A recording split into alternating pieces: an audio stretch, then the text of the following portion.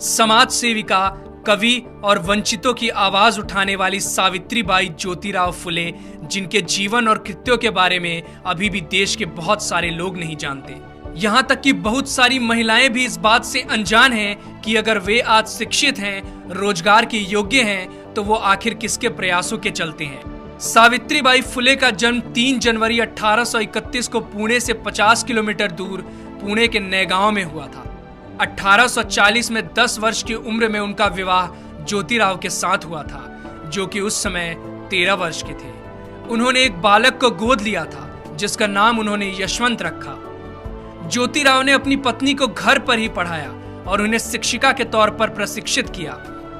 Bombay guardian के 22 नवंबर 1851 में प्रकाशित एक खबर के अनुसार उनकी आगे की शिक्षा की जिम्मेदारी ज्योतिराव के मित्र सखाराम यशवंत परांजपे और केशव शिवराम भावलकर ने संभाली। सावित्रीबाई फुले भारत की पहली महिला अध्यापिका थी।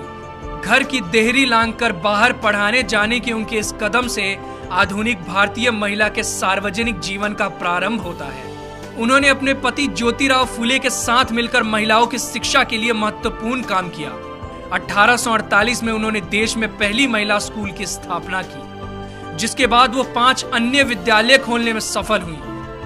5 फरवरी 1852 के एक आवेदन पत्र के अनुसार लड़कियों के लिए पहले 3 स्कूल 3 जुलाई 1851, 17 नवंबर 1851 और 15 मार्च 1852 चिपलू नकरवादा, रास्तापेट और वेडलपेट क्रमशः शुरू किए गए। सावित्रीबाई फुले इनमें से सबसे पहले स्थापित स्कूल की प्रधानाध्यापिका थी। एक ऐसी महिला जिन्होंने 19वीं सदी में छुआछूत, बाल विवाह तथा विधवा विवाह निषेध जैसी कुरीतियों के विरुद्ध काम किया, उसे हिंदुस्तान ने भुला दिया। क्योंकि उनका जन्म एक दलित परिवार में हुआ था, उन्होंने भारत में नारी शिक्षा के लिए महत्वपूर्ण योगदान दिया।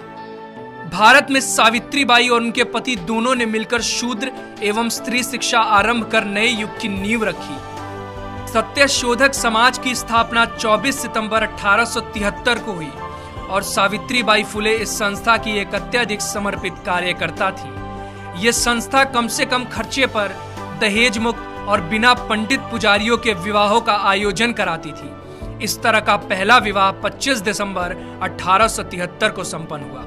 सावित्रीबाई के मित्र बाजूबाई निम्बंकर की पुत्री राधा और सीताराम जाबाजी अल्हाट की शादी पहली सत्यशोधक शादी थी। इस ऐतिहासिक अवसर पर सावित्रीबाई ने स्वयं सभी खर्चे वहन किए। इस प्रकार के विवाहों की पद्धति पंजीकृत विवाहों से मिलती जुलती होती थी, जो आज भी भारत के कई भागों में पाई जाती है। पूरे देश के पुजारियों ने इन विवाहों का विरोध किया और वे इस मुद्दे को लेकर कोर्ट में भी गए। फूले दंपत्ति को कठोर परेशानियों का सामना करना पड़ा, किंतु इससे वे अपने पद से विचलित नहीं हुए। 4 फरवरी 1889 को उन्होंने अपने दत्तक पुत्र की शादी इसी पद्धति से की। यह विवाह आधुनिक भारत में पहला अंतरजातीय विवाह था। सावित्रीबाई पूरे देश की महानायिका हैं। जब सावित्रीबाई कन्याओं को पढ़ाने के लिए जाती थी, तो रास्ते में लोग उन पर गंदगी, कीचड़, गोबर, विष्ठा तक फेंका करते थे, जिसके कारण वो एक साड़ी अपने थैले में लेकर चलती थी और स्कूल पहुंचकर गंदी हुई साड़ी को बदल लेती थी। महात्मा ज्योतिबा फुले की मृत्यु सन 1890 में हुई। तब सावित्रीबाई ने उनके अधूरे कार्यों को पूरा करने के लिए संकल्प लिया। अगले साल 1857 में प्लेग की भयंकर महामारी फैल गई। पुणे क्षेत्र में प्रतिदिन सैकड़ों लोग इस प्रकोप में मर रहे थे। सावित्रीबाई ने यशवंत को छुट्टी लेकर आने को कहा और यशवंत के लौटने पर उनकी मदद से उन्होंने सासने परिवार के खेतों में एक हॉस्पिटल खुलवाया। वे बीमार लोगों के पास जाती और खुद ही उनको हॉस्पिटल तक लेकर आती। हालांकि वो जानती थी कि एक संक्रामक बीमारी है, फिर भी उन्होंने बीमार लोगों की सेवा और देखभाल करना जारी रखा। जैसे ही उनको पता चला कि मुंदवा गांव के बाहर महारों की बस्ती में पांडुरंग बाबाजी गायकवाड़ का पुत्र प्लेग से पीड़ित हो गया है, वो वहां गईं और बीमार बच्चे को पीठ पर लादकर हॉस्पिटल लेकर दौड़ी। इस प्रक्रिया में यह महामारी उनको भी लग गई और 10 मार्च 1897 को रात 9 बजे आखिरकार उनकी सांसें हमेशा के लिए थम गईं। दीन बंधु ने उनके मृत्यु की खबर को बड़े ही दुख के साथ प्रकाशित किया। जो लोग पीठ पर अपने पुत्र को बांधकर दुश्मन से लड़ती हुई लक्ष्मीबाई की बहादुरी का गुणगान करते हैं, उन्होंने इस महिला की बहादुरी को पूरी तरह से नजरअंदाज कर दिया है, जिसने अपनी पीठ पर लादकर एक बीमार बच्चे को बचाया। उनका पूरा जीवन समाज में वंचित तबके, खासकर महिलाओं और दलितों के अधिकारों के लिए संघर्ष में बीता।